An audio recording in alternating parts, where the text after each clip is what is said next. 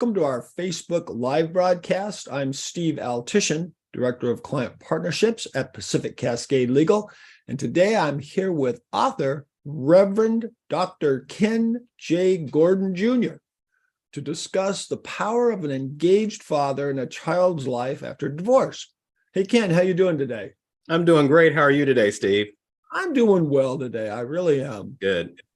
So before we start, I always like to just ask, tell us a little bit about yourself, kind of what got you on your journey to where you are now. Yeah, so I will tell you that the first thing I like to always open with is that I'm not a subject matter expert. The reason I've written the books and the reason that I, speak and everything and do everything I do is because I failed forward so much. So that's the biggest thing I want everyone to know is that, I've made a lot of mistakes and my goal is to help people not make the mistakes I did, or if they're already there, to kind of pull themselves out of it before they get too far down the road. I love it. I love it. So Derek, one of your books, really had an intriguing name, and it's Divorced But Still Dad, the Faith Principles of Fatherhood for Divorced Men. And there's a lot to break down just at that title, but the first one is, divorced but still dad. I saw that. I said, well, that's obvious, but then I kind of thought, it's not just that. There's more to it than just that, isn't there? Yeah, absolutely. And it's funny because if you really wanted to make the title like correct, in a lot of cases, it would say divorced but still have children. Or divorced, but I have kids. But what I really wanted to focus on is there's a difference between a father and a dad. There's a difference between the man in the house or the head of the house and a dad. A dad is someone who knows his children, who engages with them, who has fun with them, who plants seeds in their lives that grow and blossom into great memories. And so Divorced But Still Dad was a way of saying, hey, just because you get divorced, you still have to be a dad, not just a man, not just a child support provider, but you got to be a dad. That makes sense. And we actually have, a lot of clients, a lot of men who struggle with that during the divorce, that being a dad, because, divorce changes the physical landscape around. Yes.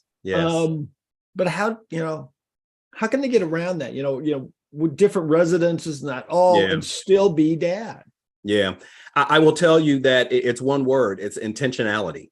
You have to go into the divorce understanding that, yes, you and your soon to be ex-spouse are kind of walking down this road, but so are your children. And the way that I really see things is your children are your greatest legacy. And so you owe it to them to be intentional about remaining engaged, about remaining in their lives, about making sure that everything you do is about them, not about your bank account, not about your pride, not about being vindictive, but it's about your children. If you keep your children as the main thing, then I promise you being intentional is not going to be difficult. You obviously are a reverend. We talked about that. And you bring that to the table when you talk with people. And I think I was listening to something yours, and you said you have the biblical and common sense. And I love that. It's that, growing up as an old Catholic, it was like, it's faith and works.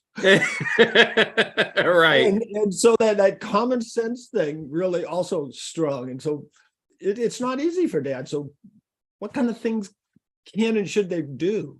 Yeah. And it's not easy. And that's what really kind of launched me on this journey, is because I am a man of faith. And, in the church, divorce is not supposed to happen. And so a lot of divorced people, wear this red D on their chest all around.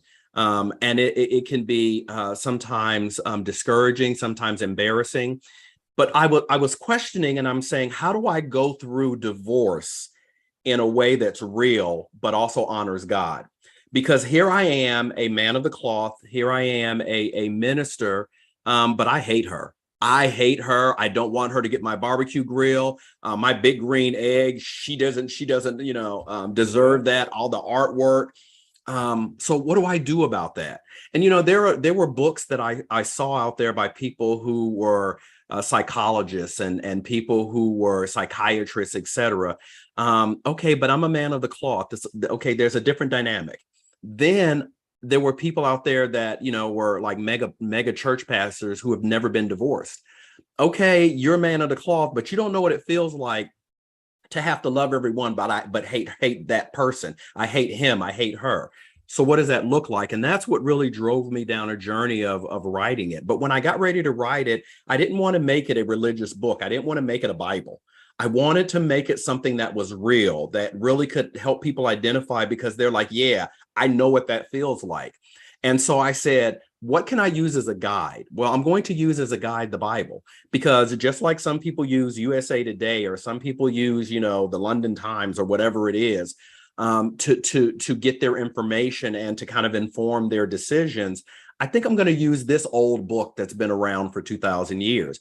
But I say early in the book, look, if you don't accept it, if you don't believe in it, if you don't like it, that's great. And just throw it out the window and just listen to some of what I have to say and go from there. But I think at the end of the day, for me, it was just really a matter of, what are the real principles that I'm really dealing with that really speak to who I am? And I think what that really means is, how do I deal with my children? How do I deal with their mother? How do I deal with my life after my children? And how do I compartmentalize all of this in a way that doesn't make me bitter, but it makes me better? Okay, three things on that. Dealing with the ex-spouse, dealing with the kids, and then dealing with yourself after divorce. Yeah.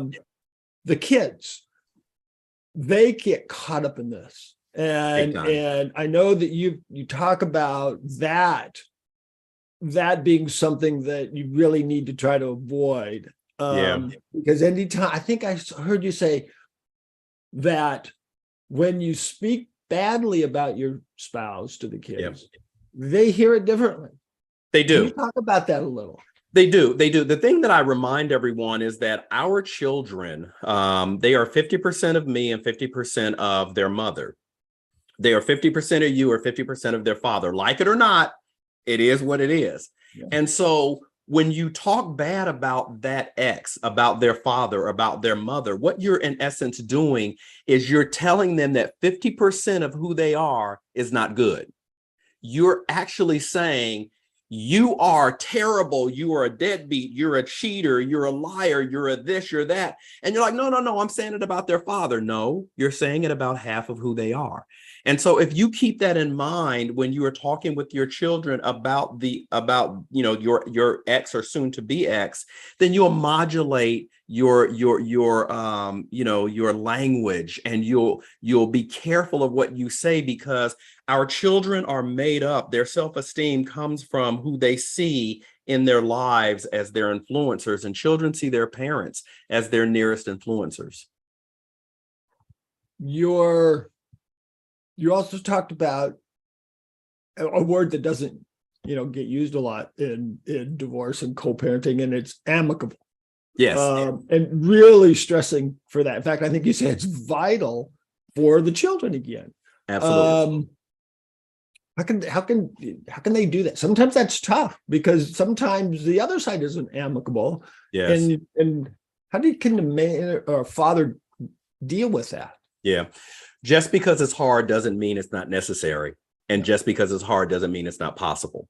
And so when I started off my divorce, I started off like a lot of men. I hunkered down. I went and got, the best attorney I could find. I actually went looking for an attorney that, specialized in representing men. I went around my house putting sticky notes on the things that I refused to let go of. You're not getting this. You're not getting that. But after a little while, I understood that this war that I was entering into was going to have casualties, and the casualties were going to be my children.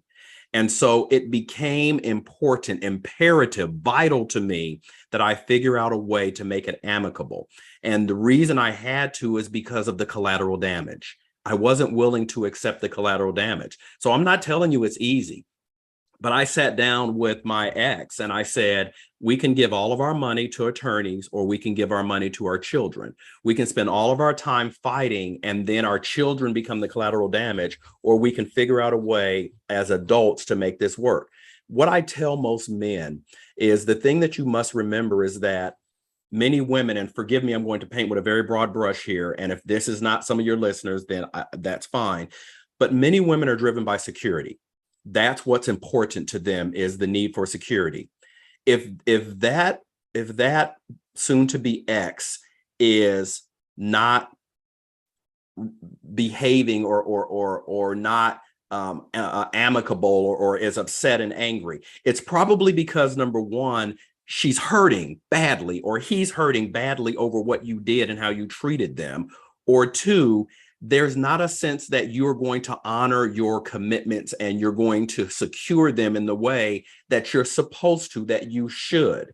And so I believe that if you can communicate to that person that, you know what, I am going to pay child support, I am going to pay it on time, I am going to be here for the children, I am going to be here to take them to their baseball practice, to their cheerleading events, or whatever it is. If you can convince them that you're not going to all of a sudden become a phantom or the invisible man, then generally the relationship changes right there. And I believe it can. You talk about, and you talked about earlier, you learned this the hard way. Yes. And I think you told me at one point that you decided at that point to be more involved, at least more as much with your kids, and stay close. Yes. Even physically. And yes. So you moved close. I mean, that's fascinating. When divorce came to my door, what I knew I wanted to be a dad. I wasn't done being a dad. I was divorcing, but I wasn't done being a dad. And so what that meant to me is proximity matters. I had jobs that I could have taken in different states, but proximity mattered. Relationship with my children mattered.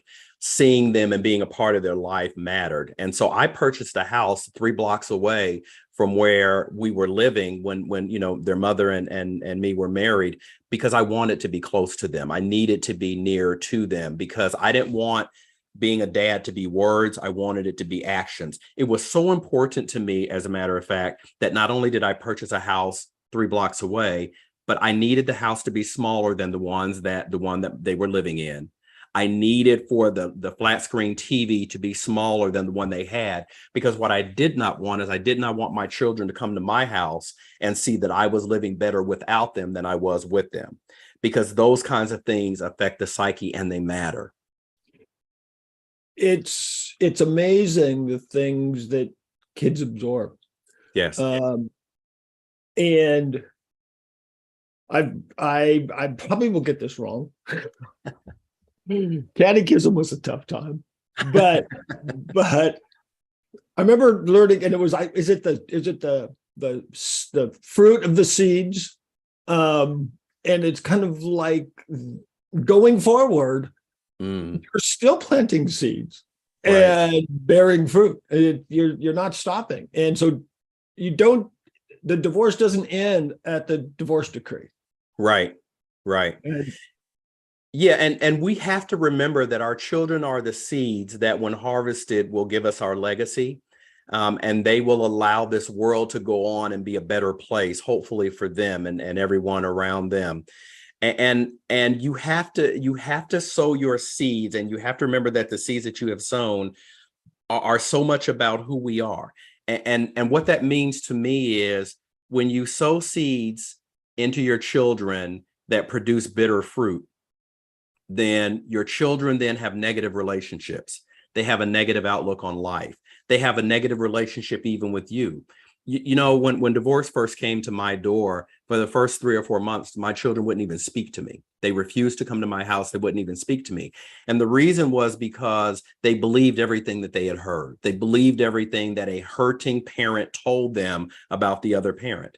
And my family was pleading with me, please talk to your children and give them your truth. Tell them it's not true. And I said, I won't, because number one, I need to allow them to be children. I'm not going to bring adult themes and put them onto children's minds. And so the time will come when they will understand, but I'm not going to tell them that, because I need them to enjoy being children and to remain there. And eventually they saw. Even, you know, my daughter said to me one day, she said, I really wish that you would have told me that it wasn't true, because your silence meant to me that it was all true. She says, but I'm so glad you didn't do that. I'm so glad you let me be a child, because eventually I did see that it was lies. And I think that's so critical. I kind of like that moving into the future. It's tough if you're just by yourself too. I mean, it's harder to do it alone. I mean, is there, other ways to kind of get some support? Well, so a couple of things about that. So the first one is, the obvious question is, some people go looking after divorce to another person to console them, to comfort them. And one of the things I talk about is this concept of hide and seek. I think it's critical in the development of your children that they don't see you come straight out of a marriage and jump right into a relationship. And what's even worse is if you come out of a marriage and jump into multiple relationships, because remember, their self-esteem is tied to you and your actions. And so you need to hide your relationships from your children until the time comes that you're either very serious about a person, or until your children have matured to a point where they can understand who you really are as a person. And I think that's critical. But the other thing that I think is critical when you talk about support and doing it alone is therapy, clinical therapy. I'm a pastor, and I get the luxury, because I am a pastor, to say what I'm about to say, because I have a PhD in counseling, I have a doctorate in communications, and I pastor a church. One of the worst mistakes that many people make is going to their pastor for therapy. When things like this happen, I understand that, if there's something in your spiritual life that you need, guidance on from your pastor, great. But there are a lot of issues which require real clinical therapy from people who are clinically trained. And this is what they do. That's what I went to. That's what I made sure my children went to. And I would say to everyone, that's the support. That's where you get your support. You don't get your support from the gym. You don't get your support from a bar. You don't get your support from, from these other temporary kinds of things. You get your support from learning from your mistakes, because here's the thing. In every divorce, there's not one person that's 100% responsible. All of us can look at ourselves and learn and do better. And the way to really get the support is to get a clinical therapist and to really understand why things evolved the way they did and what you could have done differently or better, if anything, and at what point. This is all really, like you said, so common sense, real stuff. Yeah. But I also want to kind of then go back, because we talked a little bit about what I would call the shame of divorce. Yep. And how that's a very real thing. Yeah, very real. And the other, and this leads to me, I think, to the other part of your book, the other part of the name, and that is the biblical and common sense realities that every man should adopt. And could you go through a couple? I mean, one of the things that a lot of people are afraid to do is to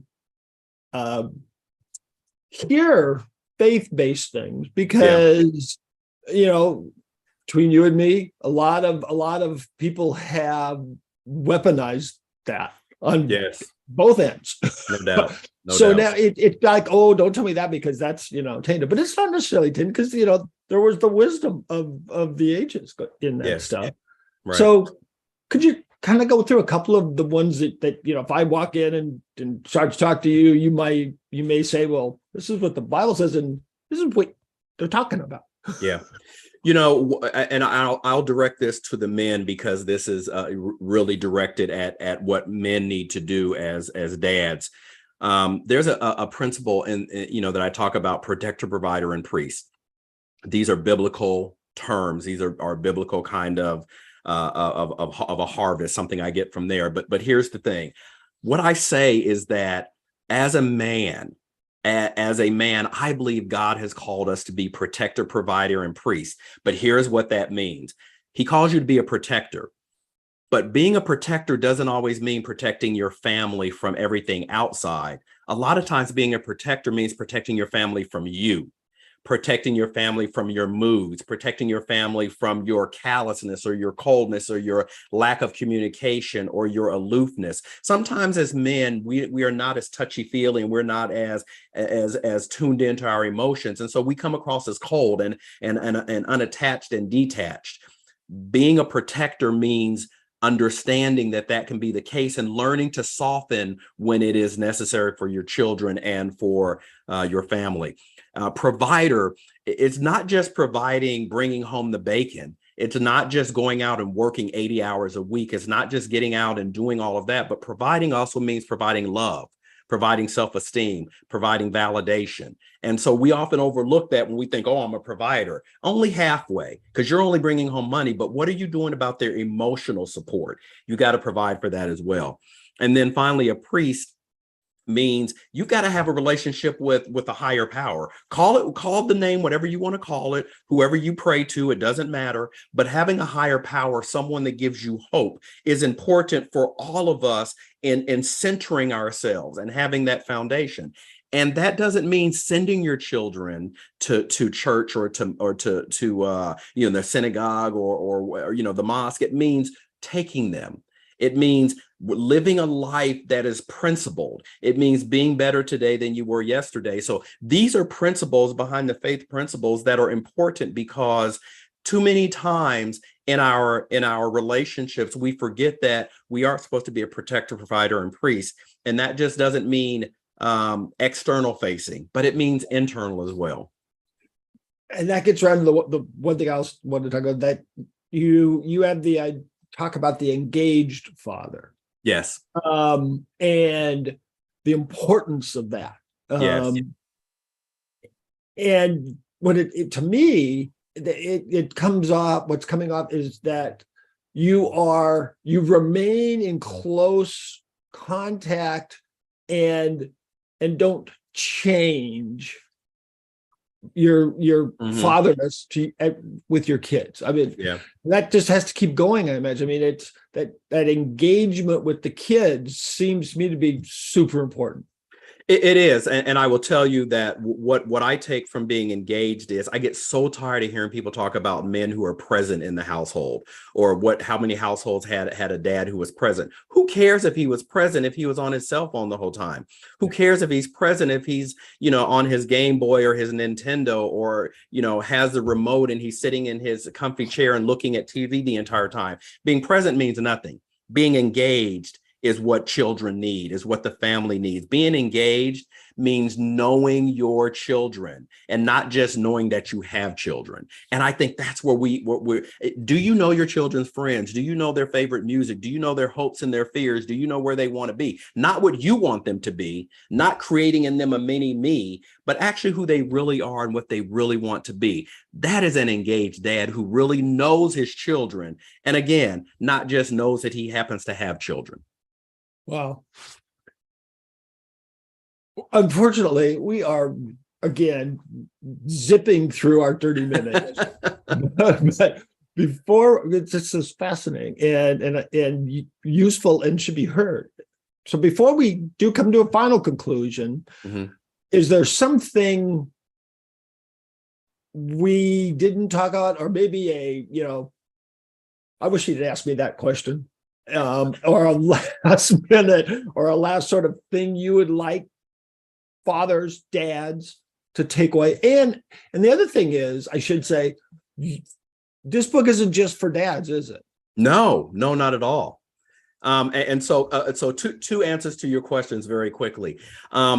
It's not just for dads, and my wife Leslie and I is my wife that I'm married to now. She says to me all the time, you should have changed the title, because there are a lot of women who could really benefit from reading this book to really understand how men think and really understand where the bar should be set to be a man. Leslie wrote the foreword in the book to talk about, hey, if you're dating a man who's divorced, these are red flags you need to look for. My daughter wrote, a chapter in the book to say, hey, if you're a parent going through divorce, especially a dad, here's how children feel when it comes to their doorstep. So no, it's not just for dads, but it really can give you insight into that. And as far as, what I wish you would have asked me, first of all, Steve, you've been amazing. You've asked me some really great questions. The only thing I would say is that for all the men out there, I would just remind you of your legacy. I don't know of any men who don't love their children. I just don't. We love our children, and many of us are willing to do the hard work that it takes to make sure they're good. And I would say to you, if you stay engaged, in spite of difficulty, in spite of hurt or pain or animosity or any of, if you can stay engaged, then you know what? Your children will be better for it. And that's for the whole time. I mean, how old is your daughter now? 24. Yeah. It doesn't stop. No, it doesn't. That's the one thing I've learned. My kids are in their 30s and they're kids and I'm dad. And That's that right. never That's right. changes. My daughter wrote the chapter in the book when she was 12. She's 24 now. And just this morning, I'm texting her, giving her advice on what kind of a laptop she needs for her college work. So it doesn't stop. And because I've left the right legacy, it can continue the way it should. Right. Oh my gosh, this was wonderful. I really, really want to thank you for doing this. What I really love about you was you bring this depth of advice and knowledge, but it's clear, it's understandable to people like me. And, that's what it really is. Well, I'm glad. Thank you. But before we go then, people who want to maybe learn more or get in contact with you, how can they do that? So I have a website called Dads of Faith, and that tells a lot about really the message that I want to give to men to encourage them and to get them to lean into fatherhood. And then it shares about, the books that I have and contact information, et cetera. But Dads of Faith is how they would do it. I love it. And you wrote some other books. I did.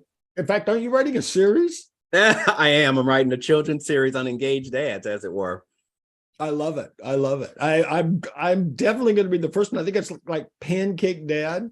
And Ice Cream Dad just came out 2 weeks ago. How can you not love that? Well, thank you again for being here today. My pleasure. And everyone else, thank you for joining us. And if anyone has any further questions on today's topic, you can post it here and we can help you get connected to Ken, or he just give you some stuff. But in any case, until next time, stay safe, stay happy,